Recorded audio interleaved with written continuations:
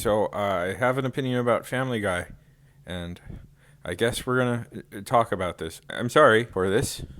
So here's my controversial hot take. I miss Peter being a fisherman. I think his current job is honestly really boring. It's just a generic office job with nothing interesting about it. Oh boy, we've seen a lot of that in cartoons. Guy works at office. That's new. What I liked about Peter being a fisherman is it made him distinct amongst cartoon dads. He owned his own business. It was something unusual that you don't get to see in a lot of animation. The pressures of what it meant to be a small business owner. Seth MacFarlane is often accused of ripping off The Simpsons.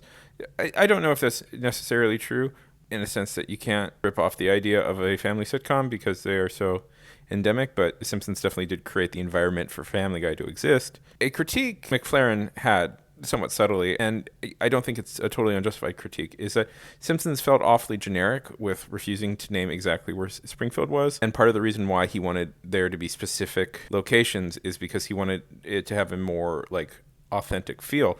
And that's why Quahog is set in Rhode Island. And Peter, being a fisherman, feels very New Englander, very Rhode Islandy.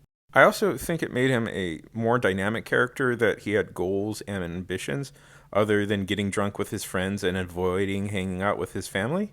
And I kind of miss that as a character driver. The thing is, I know the writers themselves don't really like this job, but I think they're wrong. I know a show about a guy owning his own business can work well as an adult animated sitcom because Bob's Burgers exists.